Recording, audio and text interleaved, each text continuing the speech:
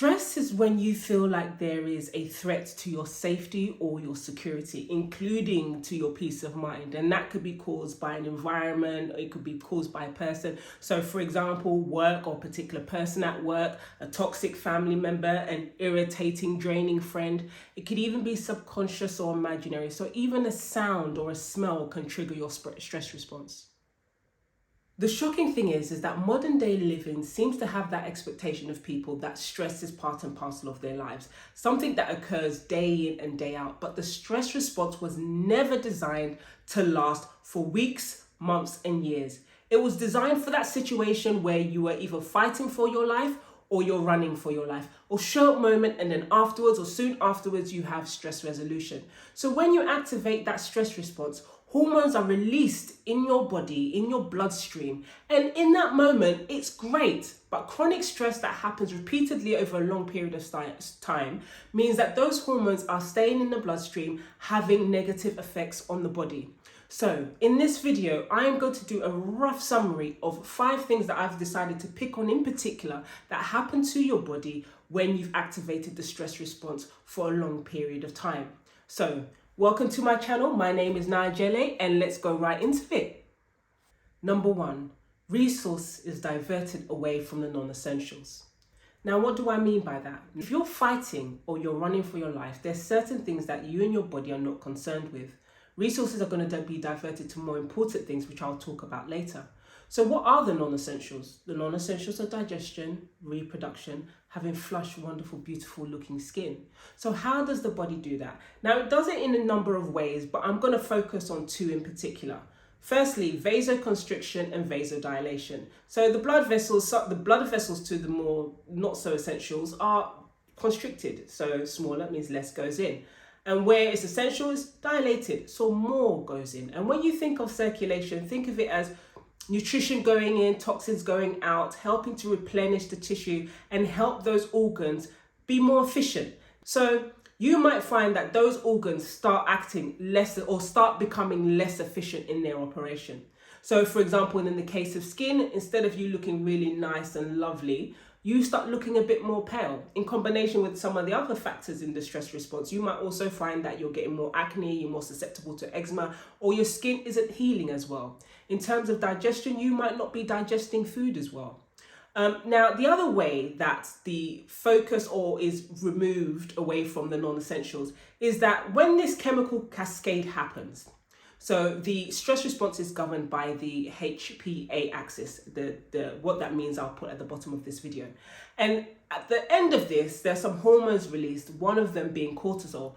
When that is released in the blood for long periods of time, it kind of interrupts the cascade that governs the female, for example, the female reproductive system, which is the HPO axis. So at each stage of that cascade, the cortisol hormone suppresses it. So whether it suppresses the luteinizing or the follicle stimulating hormone, it might even have has an impact on the maturation of ovarian follicles, for example. So this might affect your ability to reproduce. So altogether, when you think about it in terms of the circulation, in terms of what the hormones are doing in the body and how it affects the various axes, you might find your periods are becoming irregular. When you're really stressed, you might find that your periods stop altogether. You might not even feel like having sex, so your libido goes completely out of the window. You might be struggling to maintain an erection. So all of these things happen as a result of long-term chronic stress, or can happen as a result of long-term chronic stress. Number 2, more sugar is available in the bloodstream. Now, let's look at it this way. Your brain believes that you are about to engage either in the fight of your life or the run of your life. Now that requires energy.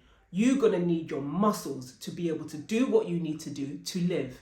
So what your brain does and what that hormonal cascade that the stress response involves is make sure that there's sugar available to the muscles and you have the energy to do what you need to do. So it releases more of it into the bloodstream. And the parts of the body that help store that sugar are now asked, can you please release that sugar in the bloodstream so it's readily available for when that fight or that flight occurs.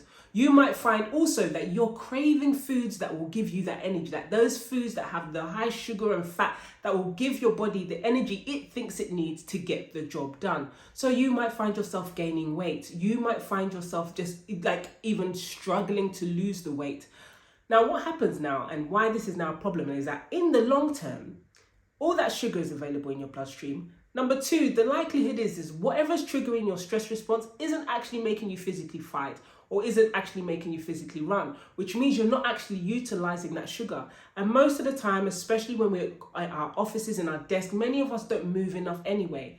Now, all that sugar in your bloodstream actually causes inflammation in the long term and then starts predisposing you to certain diseases in the future. Number three, immune dysfunction.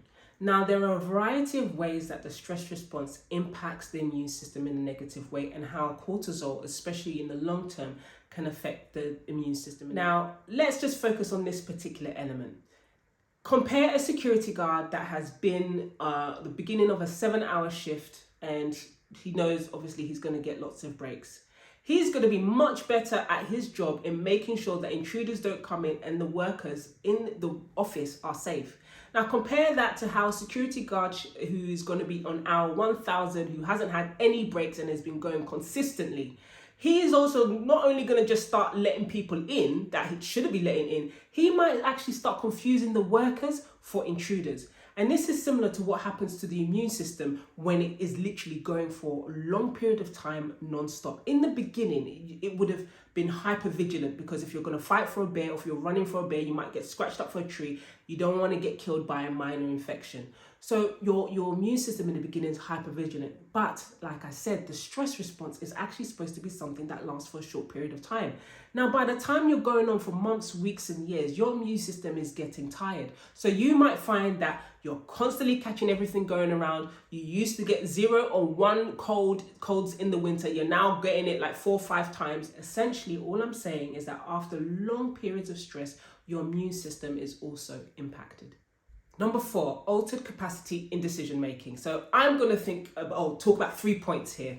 The first point is, contrary to popular belief, we're not actually very good at multitasking. And when stress is taken over your mind or the stress of something is taken over your mind, the likelihood is you're putting a lot more energy in that than what you're going to wear the following morning or what your vision is or what your 5-year plan is. You're going to put more effort into them now in terms of what you feel is threatening your security and your safety now. The other thing is that other things happen when you're going through stress. You're probably not eating well and you're probably not sleeping well. And this is not very conducive to good decision making. The last thing is that as the hormone cascade is now happening as a result of the activation of the stress response, some of the hormones have a negative impact on decision making, particularly when they're there for long periods of time. And one of those hormones I'm talking about is cortisol. Now, in the moment, in that short moment that is your stress response is supposed to last, it's very good at helping you make rapid decisions in a crisis, but not very good at helping you with memory retrieval and so on. So in the long term, where you have continually high levels of cortisol, research has shown that it can affect your neural connections and can also shrink areas of the brain that are responsible for memory retrieval. So you might find that when you have long periods of stress, you're starting to forget things. You're not very good at remembering the things that you used to.